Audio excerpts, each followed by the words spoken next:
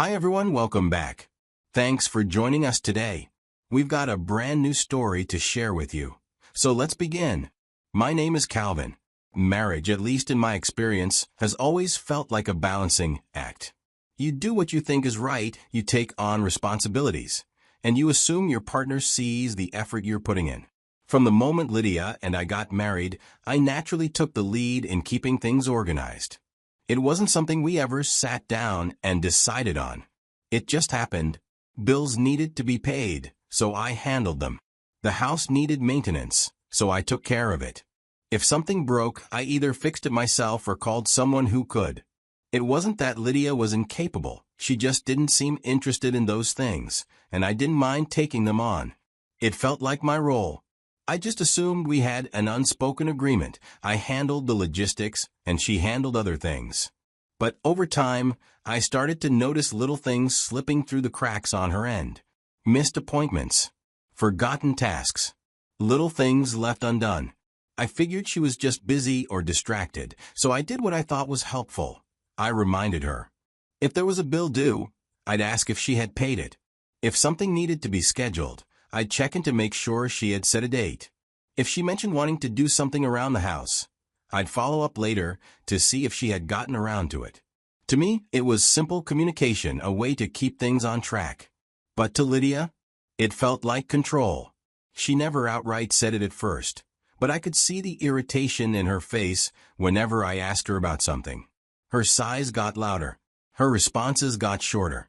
She started brushing me off with, "Yeah, I'll get to it," in a tone that made it clear she was tired of hearing me ask. I didn't understand it. Why was it such a big deal? I was just making sure things got done. But to Lydia, my reminders felt like orders. Like I didn't trust her to handle things on her own. I never meant to make her feel that way. But the more I tried to help, the more she pulled away. She started delaying things on purpose, waiting until the last possible minute to handle something, just so she wouldn't have to hear me ask about it.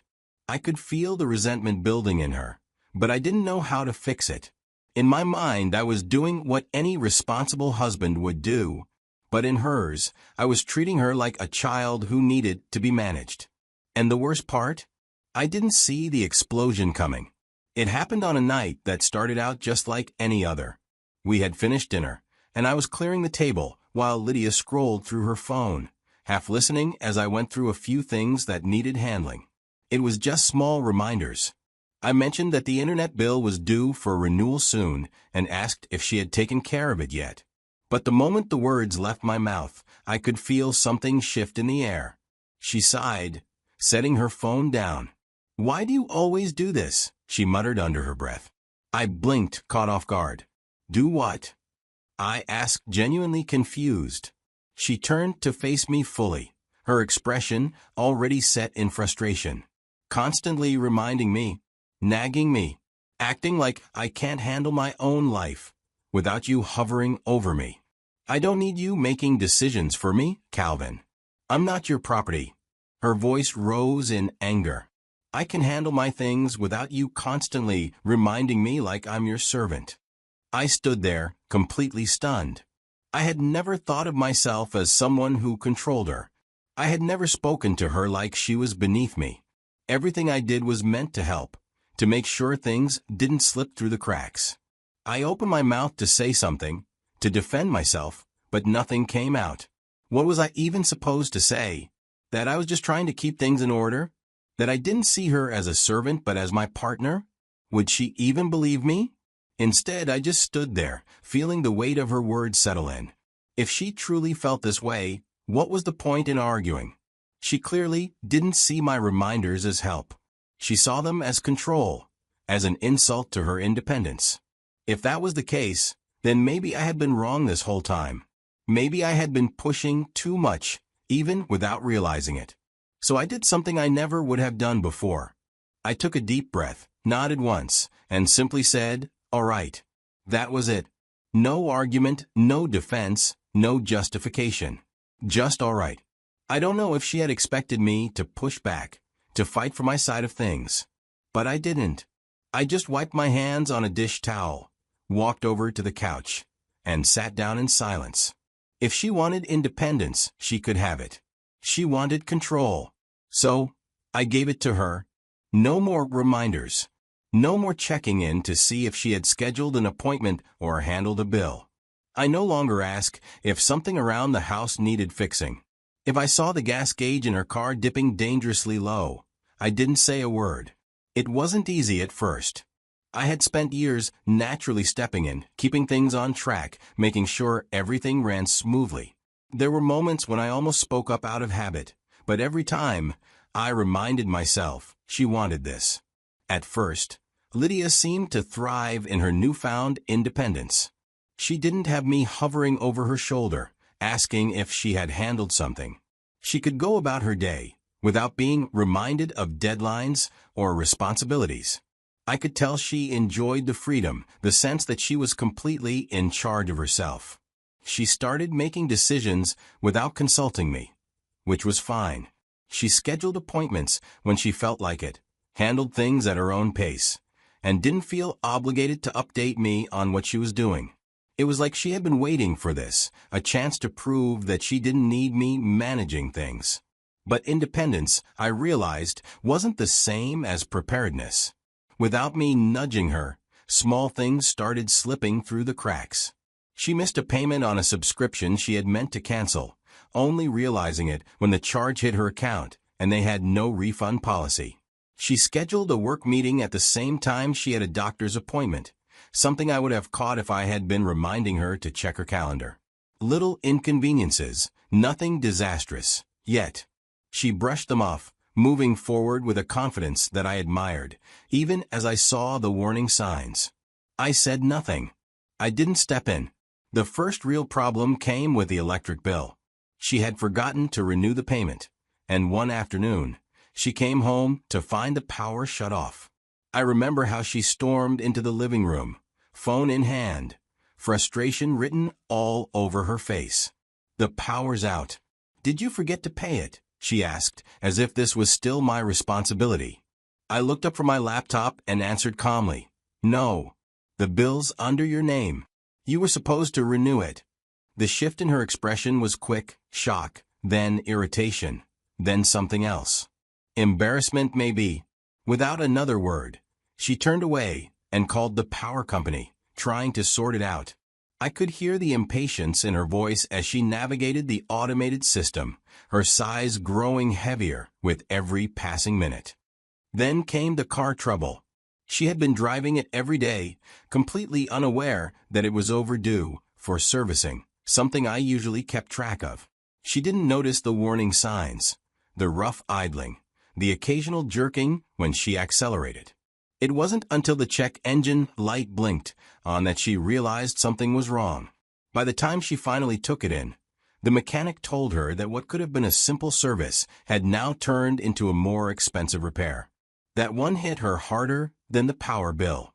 She didn't say much when she got home that night, just slammed her keys on the table and sat there in silence. I knew what she was thinking. If I had still been the one handling these things, the issue would have never escalated. But she wasn't going to admit that. Not yet. Her stress started creeping into other areas of her life, especially work. She had always been organized. But now, without my reminders, she was missing things she never used to miss. One evening, I walked into the kitchen to find her staring blankly at her laptop screen, the glow reflecting in her tired eyes. I asked if she was okay, and she let out a sharp sigh before saying, "I forgot to schedule an important deadline. It's too late now." She didn't look at me when she said it. She just sat there, drumming her fingers against the counter, her frustration obvious. I won't lie, watching her struggle wasn't easy. There were so many moments where I had to bite my tongue, moments where I wanted to step in and remind her, to fix things before they got worse. But every time the urge came, I reminded myself of what she had said that night. I wasn't doing this to punish her. I just didn't see the point in forcing help on someone who didn't want it. Still, there was something unsettling about it. I didn't feel good about watching her stumble through things she used to handle with ease. But at the same time, I didn't feel responsible anymore. That was the real difference. Before, if she forgot something, I saw it as my problem. Now, it was her problem. And honestly, that realization gave me a strange sense of relief. As the weeks went by, the tension in the house became impossible to ignore. We weren't fighting, not in the way we used to. But we weren't really talking either. It was like we had become strangers, living under the same roof. The warmth that had once been there, the easy conversations, the casual laughter, all of it was gone. Lydia withdrew into herself. She spent more time in the bedroom, scrolling through her phone or working late at the dining table. When we did speak, it was short and clipped, like two coworkers exchanging the bare minimum information necessary to get through the day. There was no more, "How was your day?" No more, "What do you want for dinner?" It was just silence, stretched so thin that it felt suffocating. I knew she was resenting me. She didn't say it outright, but I could feel it. She had expected me to push back, to fight her on this, to keep stepping in even after she told me not to. She thought I would eventually break and go back to handling everything like before. But I didn't. I just let things play out. And that frustrated her more than anything. One night, as I was watching TV, she walked past me and stopped near the kitchen. I could tell she wanted to say something. She lingered for a moment, then shook her head and went to bed without a word. I didn't follow her. I just sat there, staring at the dark screen, feeling the weight of the distance between us. One night, everything finally came to a head. The house was quieter than usual. I was sitting at the kitchen table, absent-mindedly scrolling through my phone, while Lydia stood by the sink, staring down at an empty coffee mug as if it held the answers to all our problems. She had been more distant than ever lately, going through the motions of daily life without saying much. But tonight, something felt different. At first, she didn't say anything. She just stood there, her back to me, gripping the edge of the counter. Then, without warning, a quiet sob broke through the silence, and she covered her face with both hands as if she was trying to stop herself from completely falling apart. "I can't do this anymore," she whispered. Her voice was shaky, fragile, so unlike the strong-willed woman I had married. I set my phone down and watched her for a moment, feeling unsure of what to do. This was the moment I had been waiting for, the moment when she would finally acknowledge that things weren't working. But now that it was here, I didn't feel victorious. I just felt tired. Lydia took a deep breath, but her voice was still unsteady when she spoke again. I never meant that I didn't need you." She wiped at her face angrily, as if she was frustrated with herself for breaking down in front of me. "I just didn't want to feel like an obligation." For a long time, I didn't respond. So this was what it had all been about. Her fear of being a burden, of feeling like she was being managed instead of loved. I leaned back in my chair and exhaled slowly. "Lydia, I never saw you as an obligation." My voice was calmer than I felt. "I never thought of you as property or someone I had to control. I just thought I was being responsible. I thought I was helping. But you," I hesitated, choosing my words carefully. "You made it seem like everything I did was about power, like I enjoyed telling you what to do. That was never the case." She sniffed and turned to face me, her eyes red and filled with regret. "I know," she admitted. I think I got so caught up in wanting to prove myself that I convinced myself you were the enemy. And that wasn't fair." I nodded slowly, absorbing her words. It wasn't easy to hear, but it was honest. And for the first time in weeks, it felt like we were finally saying what needed to be said. We sat at the table for hours, talking about everything we had ignored for too long. Lydia admitted that she had underestimated just how much I had taken on in our marriage. She had always assumed things got done because they had to, but now she realized how much of that responsibility had fallen on me. She confessed that, at first, she had enjoyed the freedom of handling things on her own, but as time went on, she started feeling overwhelmed. She didn't want to ask for help because she was afraid it would prove that she couldn't handle it. I listened, and when it was my turn, I told her the truth about how I had felt. I admitted that, yes, I could have trusted her more. I could have backed off sooner instead of constantly reminding her about things. But at the same time, I told her that I had felt unappreciated for a long time. I had never minded taking the lead, but the way she dismissed my effort made me feel like my love was being mistaken for control. That was what hurt the most. By the end of the conversation, there were no dramatic apologies, no promises to be perfect from here on out, just an understanding of what needed to change. We agreed that things had to be different moving forward. I would stop micromanaging, but she had to communicate when she needed help instead of letting things fall apart. She would take more initiative, but I still needed to feel valued in our marriage. It wasn't about one of us winning or losing. It was about finding balance. For the first time in what felt like forever, the tension in the room lifted. We weren't magically fixed, but we had finally stopped pretending everything was fine. And that at least was a start. In the days that followed, things didn't magically snap back to normal. There were still moments of hesitation, where Lydia would start to ask me something but stop herself, unsure if she should. And there were times when I caught myself wanting to remind her about something, only to take a breath and let it go. We were relearning how to be a team, and that wasn't going to happen overnight. But slowly I started to notice real change. Lydia became more proactive, taking responsibility for things she had once ignored or assumed I would handle. She scheduled her own appointments without needing a reminder. She kept track of bills, set reminders for herself, and even took the car in for service without waiting for me to say something first. It wasn't that she had suddenly transformed into a different person. It was just that now she understood that these things mattered. At the same time, I learned to step back. I was still there, still present and involved, but not in a way that made her feel like I was hovering. If she asked for help, I gave it.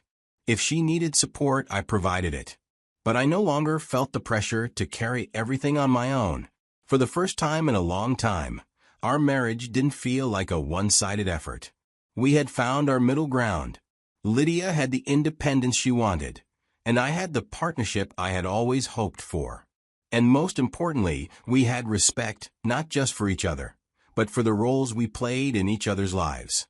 Looking back, I realize now that love was never about control. It was about support. I had spent so much time trying to make sure things were running smoothly that I didn't see how much my efforts made her feel like she had no say in our life together.